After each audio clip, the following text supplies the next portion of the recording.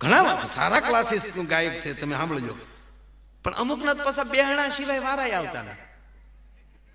એના ભાગમાં કોઈ દી મોરબની થનગાટ કરેનો પ્રોગ્રામ જ ન આવ્યો. પોચું પોચું જ પંખીરાને જજો.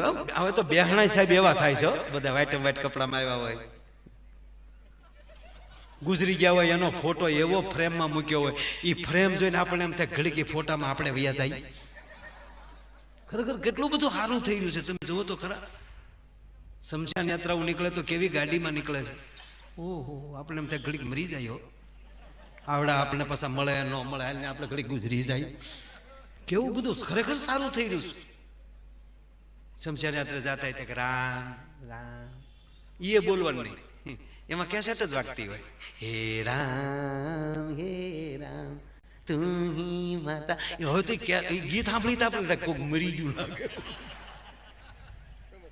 એમાં ફેમસ થઈ ગયું. બોલો હે રામ. વળી ગાડી હાલી જતી વાહે, વળી હોન્ડા વાળા આવી આવતા હોય, ધીરે ધીરે ફાળિયા ખંભેરી ગયા હોય. કેવું કેવું સરસ થતું જાય. હા, બધું બધું મરીએ ક્યાં સુધી મોજ છે. બોલો, આ કોઈ કળયુગ કે તો વાત ખોટી છે, આ સતયુગ છે. આવો યુગ રામ અવતારમાં નહોતો, કૃષ્ણ અવતારમાં આવો યુગ નહોતો સાહેબ. આવી હતી વ્યવસ્થા. રામ રામ કરો, ભલે રામ આપણા બાપ છે, હે કૃષ્ણ આપણો બાપ છે, બરાબર છે, પણ હતી એની પાસે આવી ગાડીઓ BMW, રેન્જ રોવર ને, રોલ્સ રોય ને, મર્સિડીઝ ને હતી ગાડીઓ. તૂટી ગયા ઘોડા હાકી હાકીને. એમાં રામ તો સૌ દૂર હાવ હેઠે હાલીને એ ભાઈ.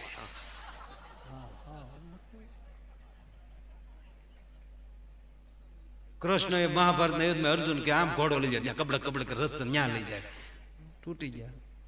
આ મહાભારત નું યુદ્ધ 18 દિવસ ચાલ્યું, વ્યવસ્થા નહોતી દાદા. રથ હતા,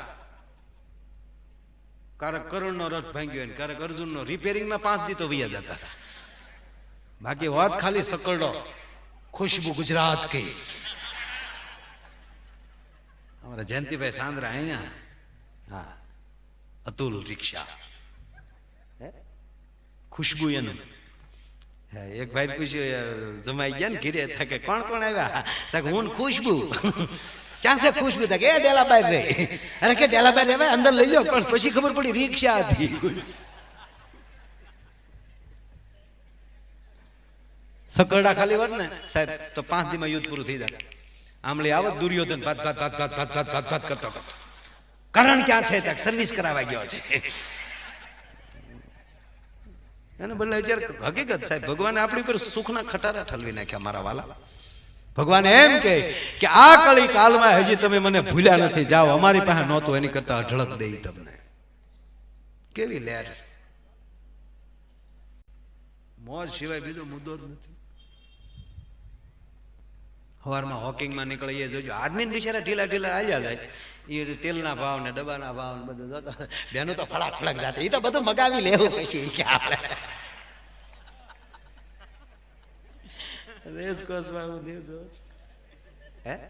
ખરેખર ભગવાનની દયા ને આ રાજકોટ થી તમને સફરજન ન ખાઈ લો તો ભાવ દઈને સીધા સીધા મુંબઈ પડો. કેવું ભગવાનની દયા છે.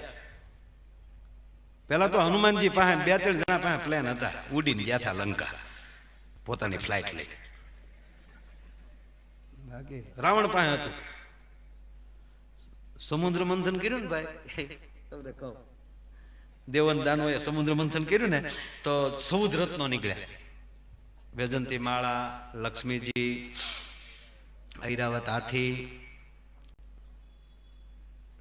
પંચગન્ય શંખ, કામધેનુ ગાય, લક્ષ્મીજી, અમૃત, ઝેર,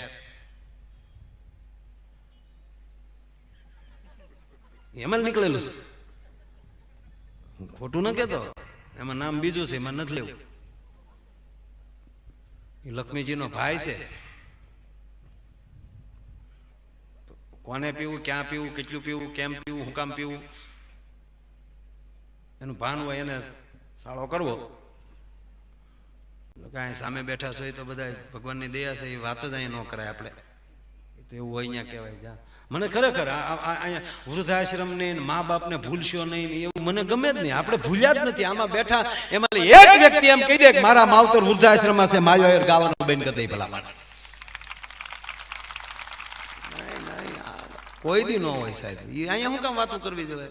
માં ચેન દીકરી વાલનો દરિયો. આપણે દીકરીને વાલના દરિયા ઘોડે રાખીએ છીએ સાહેબ. હા, જેના મોકલતા હોય એ ન્યા જઈને એ ડાયરા કરો. મા બાપને ભૂલશો નહીં. ભૂલ્યા જ નથી ને આપણે. જે કુળદેવી નો ભૂલ્યો હોય હગી માને ભૂલે કોઈ દી ભલા મને કેવી વાત કરો તમે. નાખી દેવા જેની માવું જ લહેર કરતી હોય એની જ માથે કુળદેવી કૃપા કરતી ને એ જ આવો આયોજન કરીએ કે ને ખોટું હું.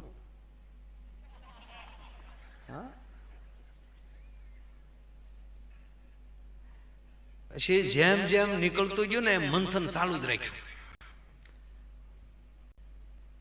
અમૃત નીકળ્યું, પાછું દેવને દાન હોય, પાછી તલવાર્યું ખેંચ્યું, પછી પાછું ભગવાને મોહિની રૂપ ધારણ કરીને એકાબીજીને સમજાવીને પાછું આપી દીધું. હા, લક્ષ્મીજી નીકળ્યા પાછી ખેંચ્યું, પાછું સમાધાન વિષ્ણુ ભગવાન આવીને પ્રોગ્રામ પૂરો કર્યો. ઝેર નીકળ્યું ને મારા દીકરા મુઠ્ઠીઓ વાળ્યો. તો ઉમાકંઠ આવો બચાવો, ઉમાપતિ આવો બચાવો. સાહેબ ત્યારે ઉમા નામ લેવાનું. હે ઉમાપતિ, હે મહાદેવ. આન ભોળિયો ના થયો કે જગત જીવતું હોય તો મારે ભલે ઝેર પીવું પડે. જગતને બચાવવા મહાદેવે ઝેર પીધું. કંઠમાં રાખ્યું, નીલકંઠ કહેવાના. પછી લખેલું નથી, અમુક ગામમાં નાખતો હતા. અમુક ગામ, કોક ગામમાં 1, કોક ગામમાં 2, ક્યાંક તો બારણું ખુલી ગયું આખા ગામ.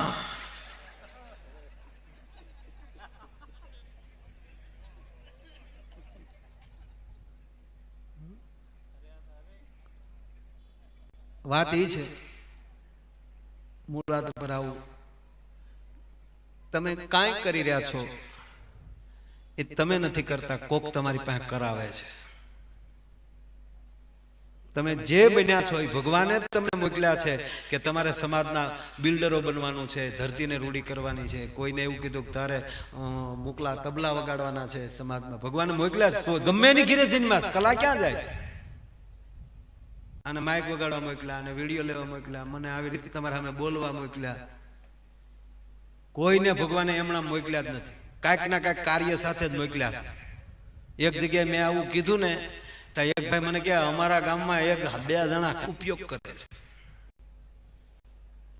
તમે કામ કરો છો તમે નથી કરતા, કોક તમારા શરીરનો ઉપયોગ કરે છે. આ નરું સત્ય છે.